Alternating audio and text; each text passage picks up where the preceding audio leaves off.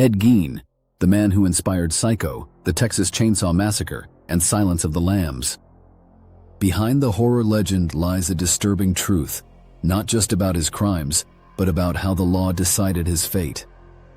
Because Ed Gein didn't go to prison. He went to a psychiatric hospital instead. And that raises a haunting question. When does insanity excuse evil? Plainfield, Wisconsin, a town so small everyone knew everyone else. Locals said Ed was strange but harmless, the quiet handyman who kept to himself. After his mother's death, something inside him began to unravel. Ed Gein dominated her son's entire life, teaching him that women were sinful and corrupt. When she died, his entire world collapsed. That grief twisted into delusion, and his mind began to blur the line between mourning and madness. November 16, 1957, the day Plainfield lost its innocence. Bernice Worden, the local hardware store owner, disappeared without a trace. The last receipt found in her shop had Ed Gein's name on it. When police entered Gein's farmhouse, what they found was beyond imagination. Human skulls turned into bowls, chairs upholstered with human skin, masks made from the faces of women. And in the shed, the body of Bernice Worden, strung up and gutted. It was a scene that broke the town forever. Investigators realized Gein's horrors went far beyond murder. He had been robbing graves for years, collecting body parts to create his woman suit. He believed wearing the skin would help him become his mother again. Ed Gein's arrest shocked not only Wisconsin but the entire nation. Once the initial horror faded, the courts faced an impossible question. How do you punish someone who might not even understand what they've done? The state charged Ed Gein with first-degree murder. But his defense attorney immediately requested a psychiatric evaluation. After weeks of testing, doctors declared Ed Gein legally insane.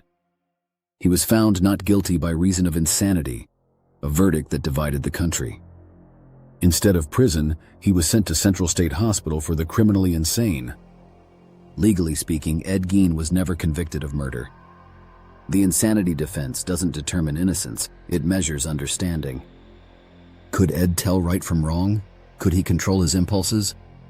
Doctors testified that he lived in delusion, consumed by obsession with his mother.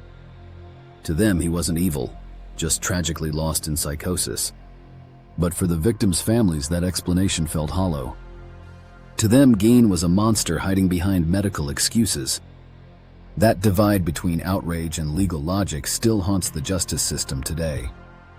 The law that spared Ed Gein's life came from 19th century England, the Monckton Rule.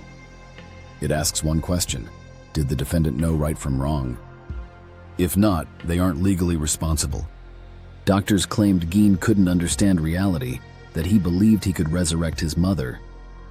But critics saw careful planning and concealment, proof of awareness. He bought supplies, hid evidence, and targeted victims deliberately. So the question deepened: can someone be both insane and calculating? Ed Gein's trial forced America to confront that contradiction. Inside Central State Hospital, Ed Gein's violent outbursts seemed to vanish. He became quiet, polite, and disturbingly normal. Staff described him as gentle and helpful, even charming. He read endlessly, drew sketches, and spoke of his past like it belonged to someone else.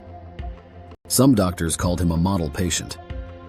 Others warned that true madness often hides behind manners.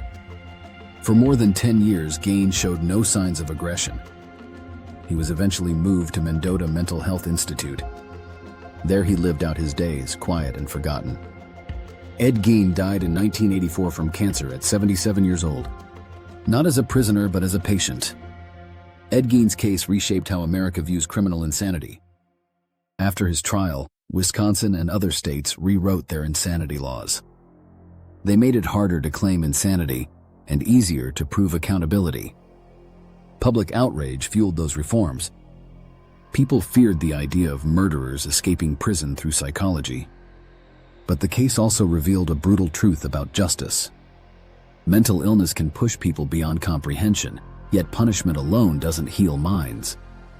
So the question became painfully clear: should we punish or treat? Should the justice system heal or condemn? That debate echoes in every modern insanity case.